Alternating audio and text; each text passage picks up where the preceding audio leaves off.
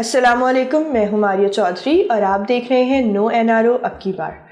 नाज़रीन, पिछले कुछ महीनों से एक केस चल रहा है अलीज़े फ़ातिमा और फ़िरोज़ ख़ान का। इनका खुला का केस था, एक दूसरे के ऊपर इल्ज़ाम तराशियाँ हुई और सारा कुछ कोर्ट में ये मामला चल रहे थे,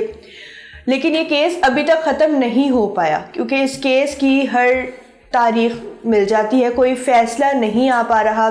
रोज़ाना नए इल्ज़ामात सामने आ जाते हैं। फ़िरोज़ ख़ान को उन इल्ज़ामात की बिना पर तनकीद का सामना करना पड़ता है। सारे फ़िरोज़ ख़ान के जो प्रोजेक्ट्स थे वो नहीं कर पा रहे अब क्योंकि उनको काम नहीं मिल रहा। जितने भी फ़िरोज़ ख़ान ने प्रोजेक्ट साइन किए हुए थे, उनके जो को एक्टर्स थे उन्होंने उनके साथ काम करने से मना कर दिया। फ़िरोज़ ख़ान को अच्छी खासी तनकीद के साथ साथ मुश्किलात का सामना करना पड़ रहा है। वहीं पे अलीज़े सुल्तान को बहुत ज़्यादा सपोर्ट हासिल है आवाम की भी, और जो सेलिब्रिटीज़ हैं, जो एक्टर एक्ट्रेसेस हैं, उन सब की भी अलीज़े सुल्तान को बहुत ज़्यादा सपोर्ट हासिल है क्योंकि वो एक डोमेस्टिक वायलेंस की विक्टिम है। अब अलीज़े सुल्तान ने एक पोस्ट शेयर की, एक गज़ल या एक शायरी अपने इंस्टाग्राम पर लगाई जिसका उन्वान था कि मेरी उतरन को किसने पहना। ये जब इन्होंने शायरी पोस्ट की है तो उसके बाद लोगों के मिले जुले तासुर सामने आए। जाहिर सी बात है, जो अलीज़े सुल्तान को सपोर्ट करते हैं उन्होंने अलीज़े सुल्तान की फेवर में बोला, उन्होंने उनको और मोटिवेट किया, उन्होंने उसको बोला कि आप बहुत ज़्यादा स्ट्रॉन्ग हैं और अच्छी अच्छी बातें की। और जो लोग फ़िरोज़ ख़ान के हिमायती हैं उनको जाहिर सी बात है ये चीज़ बुरी लगी। अच्छा नाज़रीन, अब गज़ल कुछ इस तरह की है, उन्वान तो मैंने आपको बता दिया कि मेरी उतरन को किसने पहना, तो वो गज़ल के भी चंद अशार आपसे शेयर कर लेती हूँ मैं। कभी कहीं पर सुना है तुमने कि कोई थक कर किसी प्यारे को दूर जंगल में छोड़ आए तो मुड़ के देखे, या चंद सालों के बाद वापस वहीं पे लौटे, वो जिसको छोड़ा था लेने आए। नहीं सुनाना किसी को हाजत नहीं है कि रिफ्तगा का अजाब झेले, पुरानी बाजी को फिर से खेले, किसी के होने को अपने जीने की शर्त कर ले। इसीलिए तो मुझे ये बिल्कुल फ़िक्र नहीं है कहाँ है तुम्हारी उम्र बीती या कैसी हालत में वक्त काटा। बिछड़ के मुझसे किसे मिले तुम, मुझे ये बिल्कुल फ़िक्र नहीं है कि मेरी उतरन को किसने पहना। इस पोइट्री के बाद, इस शायरी के बाद जो लोगों के कमेंट्स आए हैं, अब मैं आपको वो बताती हूँ। एक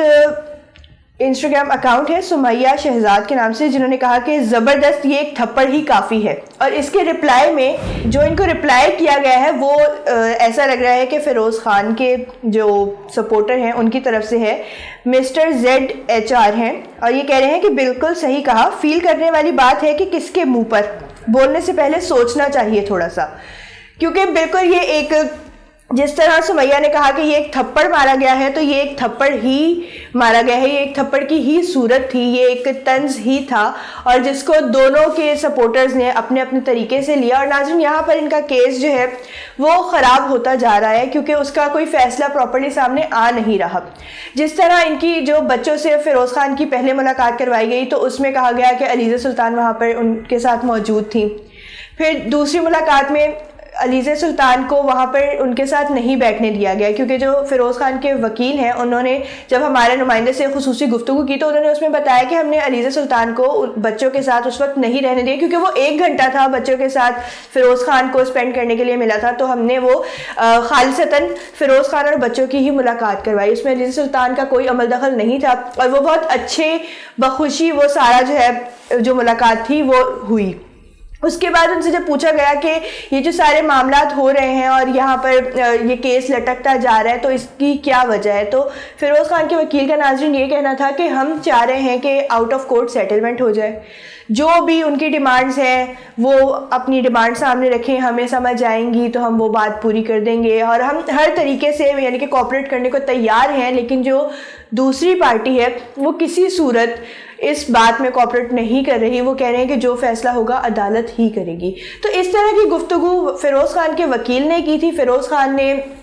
कोई इस बारे में बात नहीं की और फिर फ़िरोज़ ख़ान की इमेज कुछ इस तरह की नाज़रीन बन गई है। एक पहले ही उनकी इमेज थोड़ी सी वायलेंट इमेज है उनकी, क्योंकि जिस तरह के वो कैरेक्टर्स करते हैं उसमें उनका कैरेक्टर वैसा ही होता है, एक जुनूनी, एक वहशी टाइप का। और अब जो उनकी असल ज़िंदगी है उसको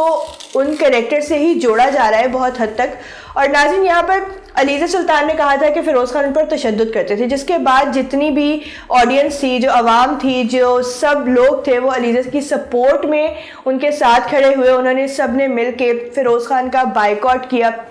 क्योंकि ये बिल्कुल भी मुनासिब बात नहीं है कि आप किसी भी रीज़न की वजह से, किसी भी छोटे या बड़े रीज़न की वजह से आप किसी पे हाथ उठाओ।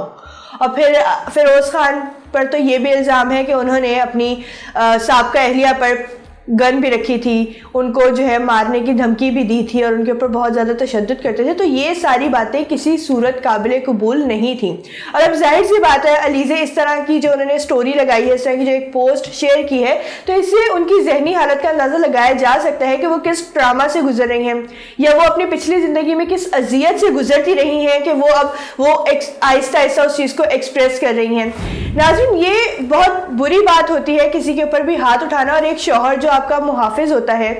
वो आपके ऊपर हाथ उठाए, आपको मारे पीटे, तो ये सरासर गलत बात है। अपने गुस्से को काबू में रखना चाहिए और बिला वजह हाथ नहीं उठाना चाहिए, और वजह हो तो भी हाथ नहीं उठाना चाहिए, क्योंकि हर बात को बैठ के हल किया जा सकता है। हर बात का हल आपस में एक जगह बैठ के एक दूसरे के मसले मसाइल सुन के हल किया जा सकता है। अब यहाँ पर इस केस का क्या फैसला आएगा हमें नहीं पता, लेकिन ये जो सारा कुछ हो रहा है उसमें अलीज़ा सुल्तान बिल्कुल मजलूम है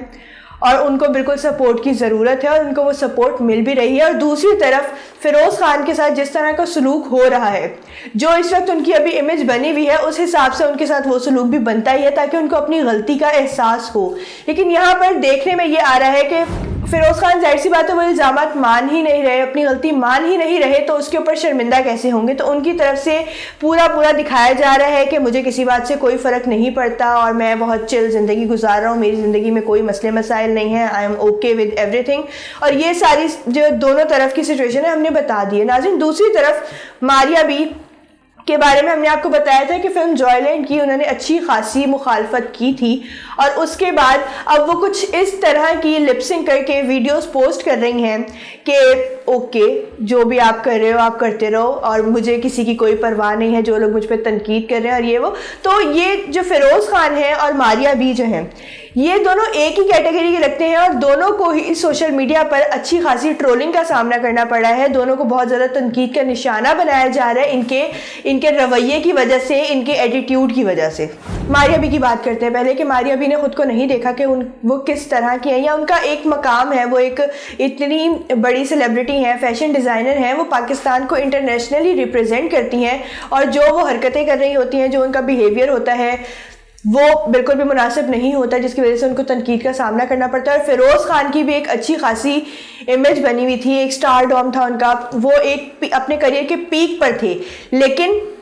सिर्फ उनकी एक गलती की वजह से उनका करियर अब बर्बादी के दहाने पर आ गया है एक तरह से, क्योंकि उनको जितने भी प्रोजेक्ट्स उनके साथ साइन किए गए थे, इकरा अजीज़ ने उनके साथ काम करने से इनकार कर दिया अलीज़े के सपोर्ट में खड़े होते हुए, कि क्योंकि डोमेस्टिक वायलेंस एक ऐसी चीज़ है जिसके ऊपर आवाज़ उठाना बनता है। और अलीज़े को इस बात पे भी अप्रिसिएशन मिल रही है कि उन्होंने इस बात के लिए आवाज़ उठाई, उन्होंने इस मसले को मसला समझा, अपनी ज़िंदगी रोते सिसकते नहीं गुजारी और एक अपने लिए स्टैंड लिया, अपनी औलाद के लिए स्टैंड लिया। अब आगे जाके नाज़रीन कोर्ट का क्या फ़ैसला आता है ये तो बाद में ही पता चलेगा, लेकिन ज़्यादातर चांसेस यही हैं कि अलीज़े के हक़ में इस बात का फ़ैसला आएगा, क्योंकि अगर अलीज़े के जो सारे एविडेंसेस हैं या जो भी वो बात कह रही हैं वो गलत होती, तो फ़िरोज़ खान के जो वकील हैं वो ये ना कहते कि हम आउट ऑफ कोर्ट सेटलमेंट करने को तैयार हैं। अब ज़रूर इसमें कोई ऐसी बात होगी जिसको पब्लिकली नहीं लाना चाह रहे, जिसको बाहर नहीं लाना चाह रहे, तो अब इस बात पे आ गए हैं कि आउट ऑफ कोर्ट सेटलमेंट कर लेते हैं ताकि मामला मज़ीद ना बिगड़े। या फिर ये भी हो सकता है कि बच्चों का सोचते हुए कि बच्चों के ऊपर इस सारी बात का क्या असर पड़ रहा है, उस सारे असरात को सोचते हुए शायद ये कहा जा रहा है कि आउट ऑफ कोर्ट सेटलमेंट कर लेते हैं ताकि मामला जो है वो सही से सॉल्व हो जाए और ये जो इतना लटक गया है मामला, ये चीज़ ना हो। तो अब देखते हैं नाज़रीन आगे जाके क्या बनेगा। बहरहाल अलीज़ा सुल्तान ने एक जरूरतमंदाना फैसला किया था, डोमेस्टिक वायलेंस के ख़िलाफ़ उन्होंने आवाज़ उठाई, उन्होंने अपने ख़िलाफ़ जो ज़्यादती हो रही थी उनके साथ उसके ख़िलाफ़ उन्होंने आवाज़ उठाई और उनके साथ पूरी कौम की दुआएं हैं और उनको इंसाफ ज़रूर मिलेगा। और इसी के साथ मुझे दीजिए इजाज़त, मिलते हैं नए प्रोग्राम में नए मौजू के साथ। तब तक के लिए अल्लाह हाफ़िज़।